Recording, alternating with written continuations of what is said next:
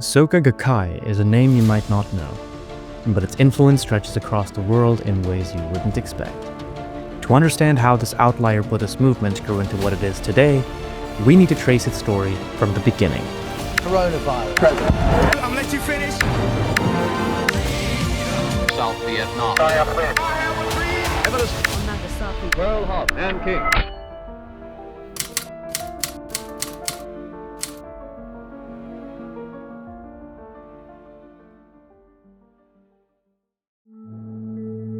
The story of Soka Gakkai begins in 1930s Japan, an era defined by political turmoil, economic challenges, and societal upheaval.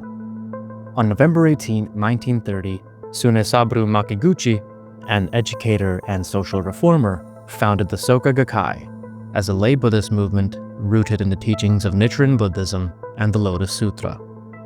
At the time, it started primarily as an educative movement. As time went on, they began to identify more with their spiritual aspect. Makiguchi envisioned the organization as a vehicle for creating value in society through individual empowerment and education. During World War II, the Soka Gakkai faced severe persecution under Japan's militaristic regime, which demanded allegiance to the state's Shinto practices. Refusing to compromise his beliefs, Makiguchi was arrested in 1943 for opposing the state's policies. He died in prison 1 year later, and has since been positioned as a martyr by the organization. After the war, it was apparent that state interferences wouldn't be the problem it once was. So Josei Toda, Makiguchi's disciple and fellow prisoner, revived the Soka Gakkai. Toda refined its mission by emphasizing the transformative power of chanting Nam Myoho Renge Kyo. More on that later. Under his leadership, the organization grew rapidly in post-war Japan, providing hope and purpose to a young Soka Gakkai. Believe it or not, in Japan today there are roughly 231,000 officially registered religious organizations. Most of them are very small, but some are big and powerful. By far the biggest, with 10 million followers, is Soka Gakkai. At this point, the organization became a lay wing of the Nichiren Shoshu sect. In 1960, Daisaiku Ikeda succeeded Toda as the third president and began a new chapter for the Soka Gakkai. Ikeda spearheaded its global expansion, establishing Soka Gakkai International, or the SGI, in 1975, which eventually became a network of affiliated organizations in over 190 countries. Through his leadership, Soka Gakkai evolved into the largest lay Buddhist organization in the world. In the 80s and 90s, the organization went through decline, partially due to the Tokyo sarin attack carried out by Aum Shinrikyo, who ended up despised by the nation, and by extension, anything that resembled a cult.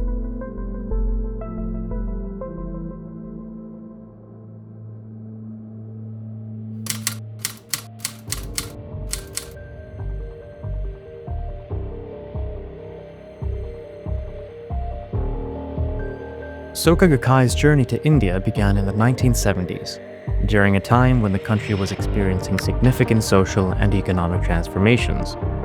As urbanization expanded and education became more accessible, a growing middle class emerged, eager to explore avenues for personal and spiritual growth.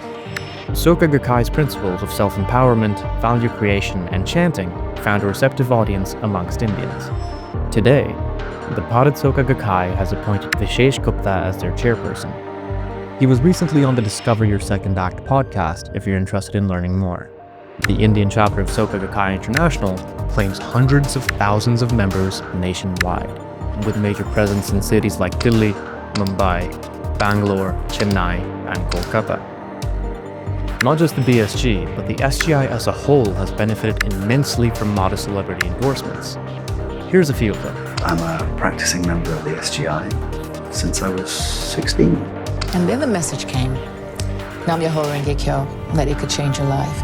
And I started following Nichiren Buddhism. I'm a follower of Nichiren Daishonin's Buddhism. Più noi recitiamo questa frase che Nam Myoho Renge Kyo. But since they're not amongst the primary schools of Buddhism, what exactly do they practice? Most of what you need to know lies in one phrase. Nam Myoho Renge Kyo. Nam Myoho Renge Kyo. Nam Myoho Renge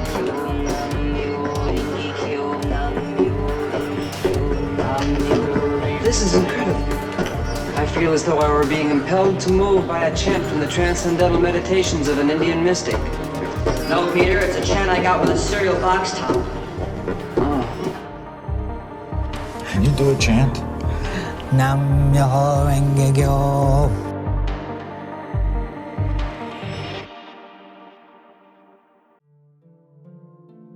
At the core of Soka Gakkai's practice is the chanting of Nam Myoho Renge Kyo, a mantra derived from the Lotus Sutra, which practitioners believe activates their Buddha nature and unlocks their highest potential.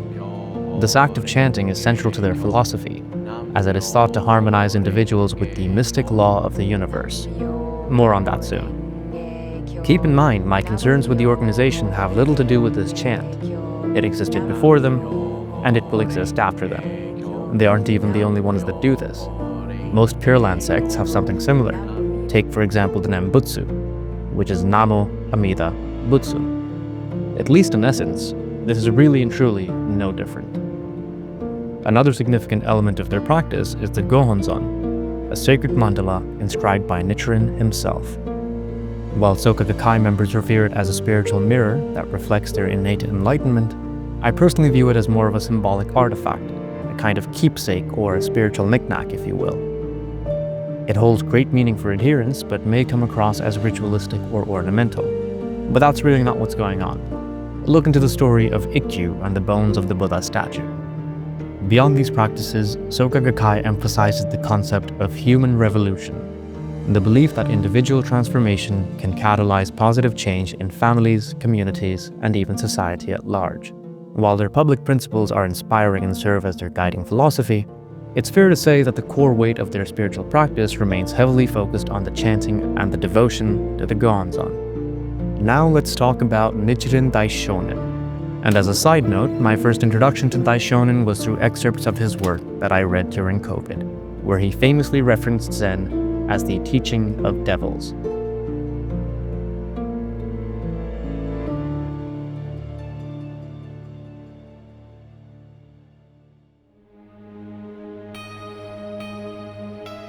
The foundation of Soka Gakkai's teachings lies in the life and philosophy of Nichiren Daishonin, a 13th century Japanese monk celebrated by his followers for his bold reinterpretation of Buddhism.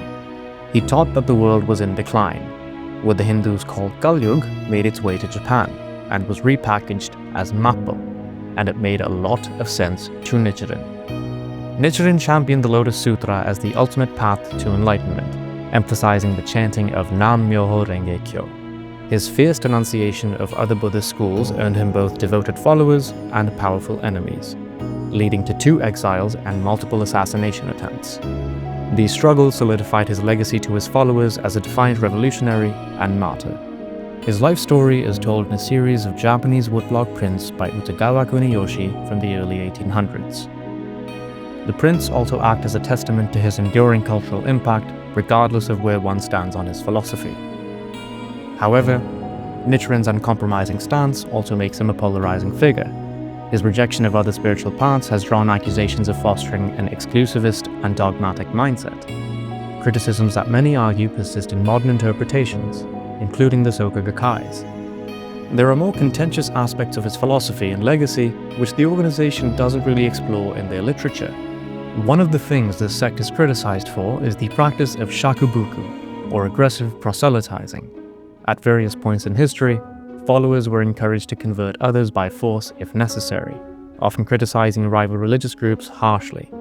This aggressive stance could sometimes lead to physical confrontations, as Nichiren's followers were determined to spread his message and silence opposition. This was an active practice in the organization since the days of Toda. His missionaries were provided with manuals on how to dismantle and disprove other religions.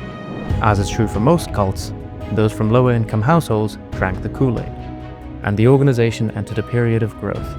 Fortunately, they have dropped this practice altogether.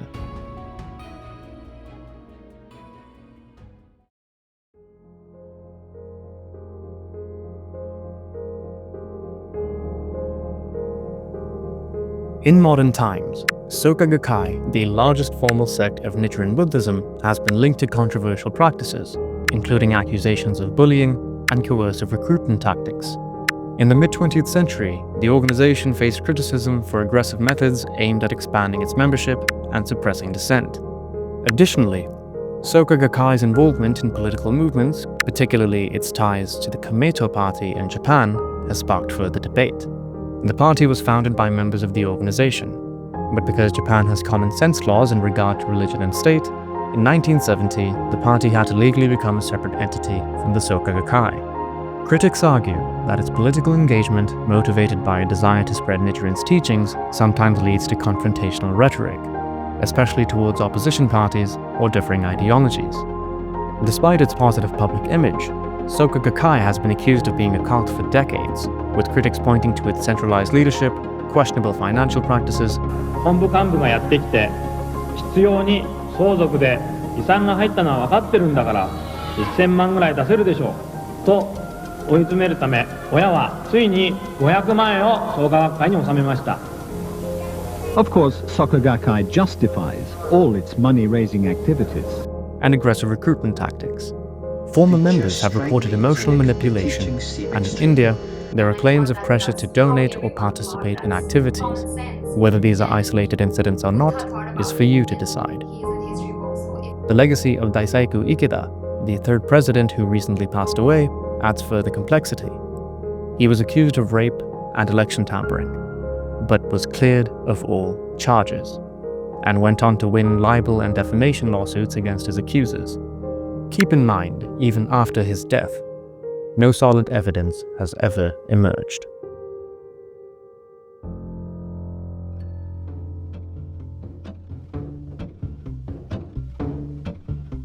There was a time where members of the Soka Gakkai would pilgrimage to Taizakiji Temple, where Nichiren's original Daigo Honzon rests to this day. This pilgrimage, at least for the SGI, isn't a thing anymore. In 1991, the Nichiren Shoshu felt Aikida was trying to garner more authority over the whole sect. Among several other qualms, this annoyed the Shoshus and they cut ties with the organization, deeming it illegitimate. Following a long-running power struggle between Ikeda and the priesthood, he and the entire Soka Gakkai membership was excommunicated. Since 1992, the temple has been off-limits. その共同に従わないということで破門をしたというふうにまず申し上げておきたいと思います。残酷に破門される理由も何にもない。自分たちのお金儲け、お金貯まったということだけでそうなんてことは仏教史上一遍もない。これは不愉快というか、中分子です。奴隷のように神道を扱うような中世の暗黒時代の宗教時代と同じだよ。Yes. And you see yourself, like Luther, reforming the church and bringing it away from the corruption of Rome. Yes. 同じような。同じです。Yes, it's the same thing. After being excommunicated by Nichiren Shoshu for distorting Nichiren's teachings, Soka Gakkai became independent, a move that has shaped its identity ever since. The split also lost them access to the temple, the Daigo-onzon, and the ordained ministers. Since then, they have deemed the Nichiren Shoshu as an enemy of the Lotus Sutra. This split cemented Soka Gakkai as a religious outlier within Buddhism, akin to Mormonism in Christianity. A key concern is the hierarchical system within the Soka Gakkai. Let's take the Bharat Soka Gakkai for example. Members climb rank by taking exams created by the organization, with study material sold exclusively through its own publishing arm, the Eternal Ganges Press. And who is writing these books? Surprise, surprise. This creates a self-sustaining loop of academic and financial control, blending capitalism with spiritual growth, and making the organization feel cult-like to their many critics.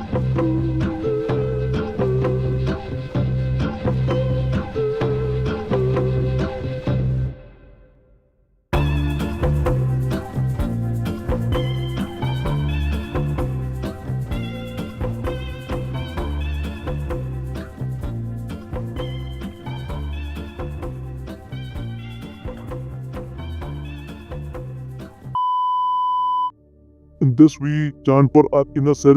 We don't say that first of all, we don't say that you change your religion. Like, I'm a Sikh, I haven't changed my religion. I'm a secular and I'm practicing this since last 17 years. We chant Nam Myoho Renge Kyo. We join the specters due to our financial karma. Whatever it is, we are happy with it.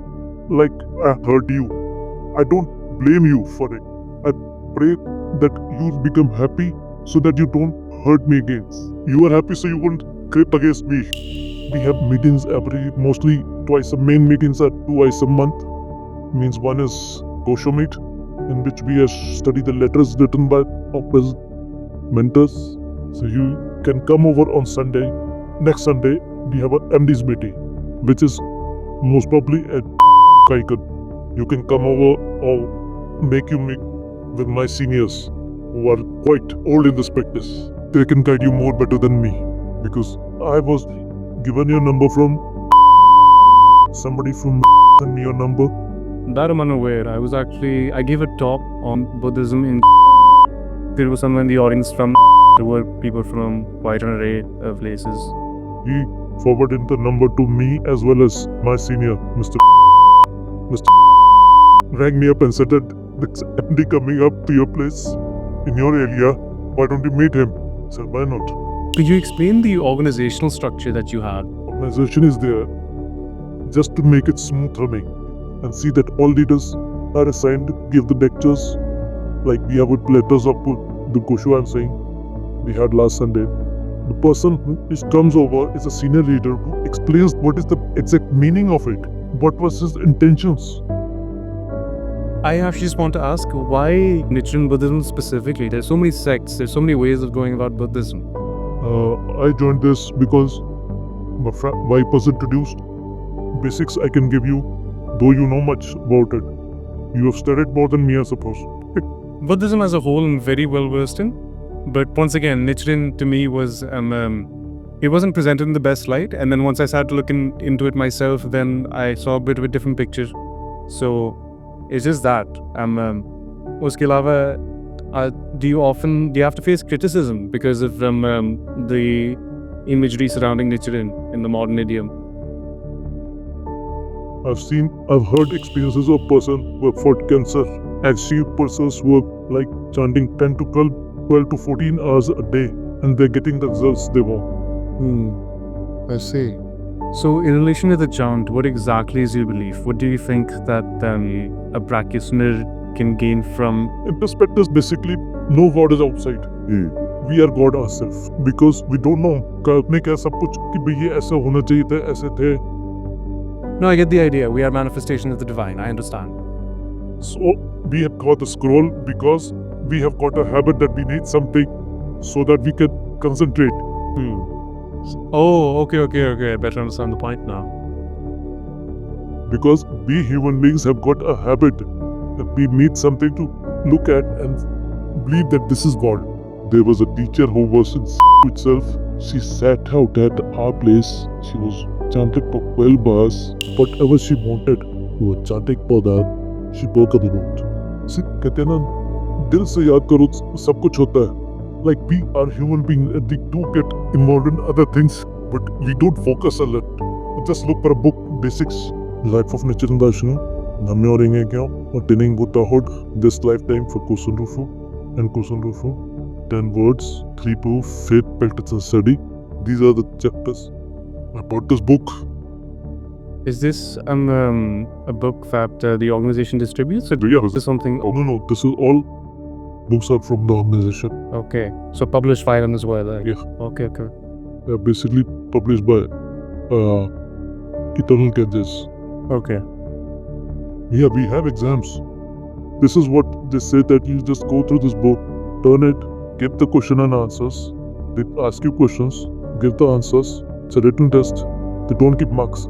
If you answer them around 50%, you do it, you're passed. They give you the certificate that you're passed. Otherwise, you can try again. So what happens if you pass? What do you gain from that? Just to see how much knowledge you have. It's just for your own self-satisfaction that you understand the philosophy. That's it. Okay. How much you understand this Buddhism.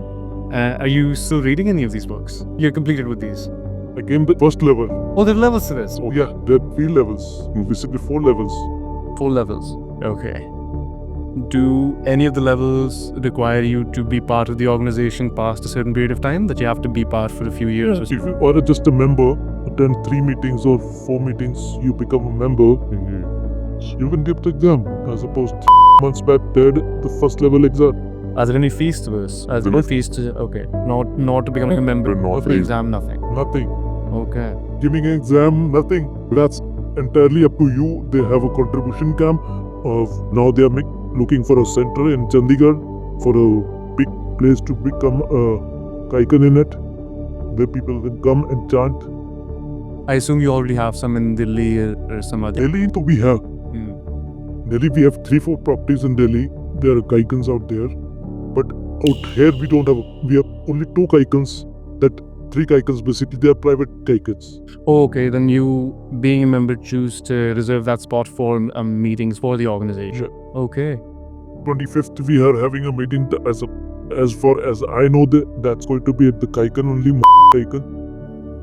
And that will be the men's only meeting, correct? Yeah, only men's. Okay. Is there a reason that that's basically men's division's meeting. We make it on 24th because men's division was formed for that thing.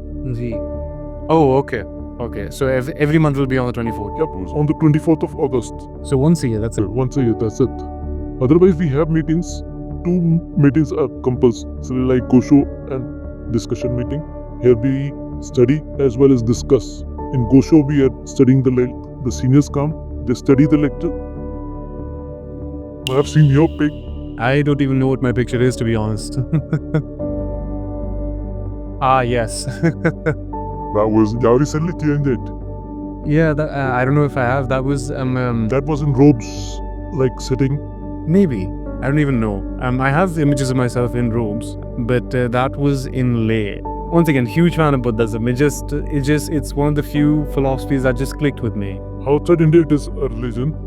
It depends on how you understand the term, I guess, yeah. How you carry it. Yeah, exactly. They don't force you to change your religion.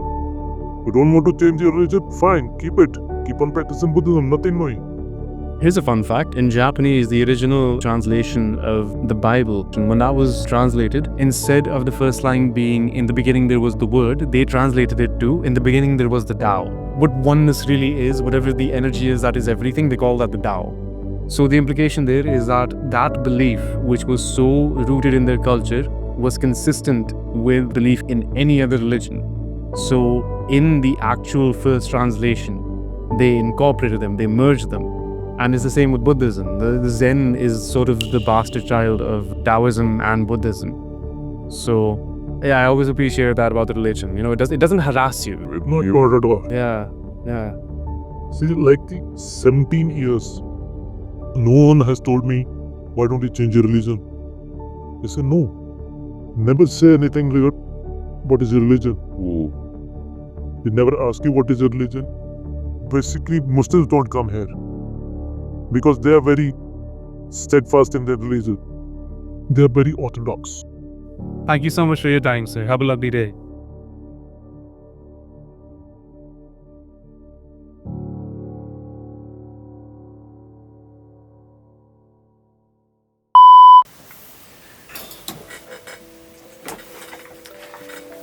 Okay.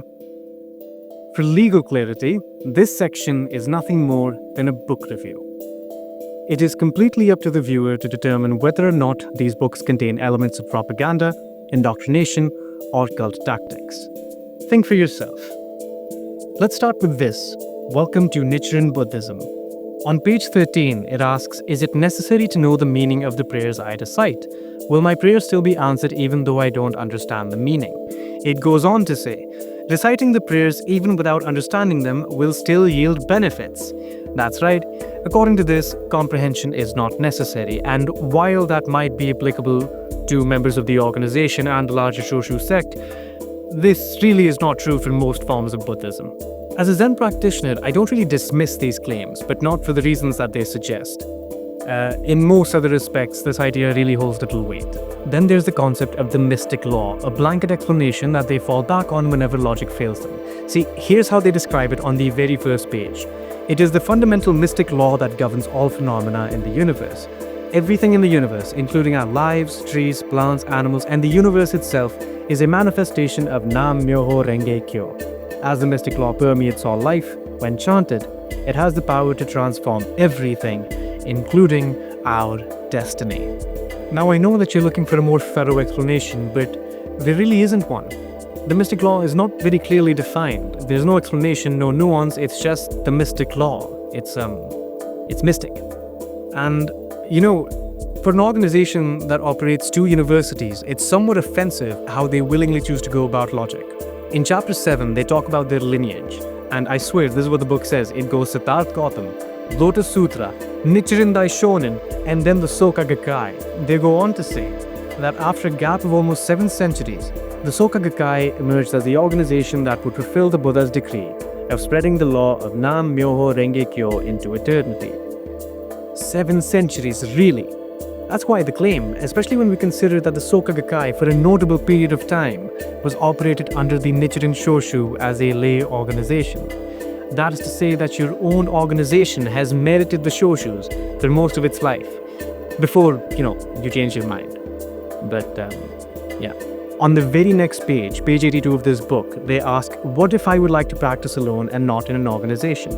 They give a 2-page answer, the first line of which is we cannot practice Nichiren Buddhism alone. Within this 2-page answer, they go on to make the claim that Siddhartha made the suggestion that we can't practice Buddhism without an organization. Now, it appears that to the Soka Gakkai, the words Sangha, community, and organization can be used interchangeably. I would disagree. Here's why. Now, I am of the belief that these terms share similarities, but they're very definitely distinct. Sangha refers to a community of spiritual practitioners focused on shared practice and mutual growth, traditionally referring to monks and nuns, but also including lay practitioners. Community is a broader term, describing any group with common interests, not necessarily spiritual. That is to say, Sangha subsumes the word community. Organization is a formal and structured entity that has rules, goals, and a hierarchy, typically focused on management and operations. So when spiritual practice is treated as a business, the organization is often accused of being a cult. Now, every Buddhist, layman or monk takes what is called Panchasila. They take at least 5 precepts. And before we recite those, we recite the 3 jewels, that is to say, the Buddha, the Sangha, and the Dhamma. And the way the second recitation goes is Sangham Sharanam Gacchami. When we say that, we don't mean I take refuge in the organization. What we really mean, it's a lot closer to I take refuge in the community, the fellowship, that is the fraternity made up of those who are walking the path. Siddhartha didn't mean I take refuge in the organization. I mean, naturally, you're free to interpretation, but I feel that's a rational claim. Now, supporters of the Soka Gakkai often point to the organization's tangible impact as a testament to its positive influence. From disaster relief efforts to educational initiatives, the group's contributions to society are widely known and recognized. Many members share deeply personal stories of transformation, describing their involvement as life-changing. They credit Soka Gakkai with providing them the tools to overcome personal struggles, find inner peace, achieve a greater sense of purpose, or whatever it is that people seek religion for. But to my understanding, this organization and the larger sect we've been discussing is no more or less absurd than any other religion, yours and mine included. Now, the way I see it is that if someone can find solace and understanding in these beliefs, then why should I care? And see, that's the thing, I really don't. But it is always worth questioning your beliefs, and that is a pretty key element of Buddhism. So I'm not making this video to attack them or because I feel like they're besmirching my religion. I do feel that they are. A very simple example of this is how they market their works. Take this book, for example. If you go through the contents, just through that, you can realize very quickly that this book has nothing to do with the basics of Buddhism. I've gone through the whole thing. This thing has no mention of the 4 Noble Truths. Okay, so I believe subjectively, and I will defend my position, that the life of Nichiren Daishonin, Nam Myoho Renge Kyo, the history of the Soka Gakkai, and repudiating the Nichiren Shoshu priesthood have nothing to do with the basics of Buddhism. The basics of Buddhism were very well established centuries before Nichiren was born. Now, many of these might be relevant to the history of the organization or partly the Shoshu sect, but not to Buddhism as a whole. Daishonin and the Soka Gakkai are no more a basic element of Buddhism than I am. But I do want to note that during the year I spent interacting with their members for research, not once did I feel that any of them were violent, malicious, destructive, or ill-intentioned. The one member who I spent the most time with only entertained me out of my own curiosity. Not once did I feel that he was trying to convert me, but more so just answering questions that I had posed him with. And outside of the organization and sect, this is actually how Buddhism is supposed to function. That is to say, an answer is not to be provided until a question is posed. And I was confronted with a more than reasonable state of affairs so long as individual practitioners go. And so long as that remains true, this organization, cult or not, really isn't doing anything that any other religion isn't. Zen specifically resonated with me because all that was suggested was in line with my own life experiences. But I'm not here to argue religion. I actively don't want you to join mine. With that said, if you don't question what it is that I think, then I don't know what it is that I think. And wherever there is potential exploitation, just as Siddhartha suggested, it is crucial to ask questions. Now, I as an individual have nothing against the Soka Gakkai. I was giving a talk on the nature of suffering last year when someone from the audience introduced me to his Buddhist daughter. Soon after, I found out that she was a member of the Soka Gakkai. Now, I've had publicly circulated writings on them dating back to 2020. I've been interested in these people for years, and stood in front of me was an opportunity to learn about them firsthand. I jumped into the rabbit hole, and eventually I gathered so much information that I didn't really know what to do with it. So here it is, at least a severely condensed and reasonably fair summary of it. And I think that's about it, at least in terms of what I have to conclude with this whole little project. That's what I lived.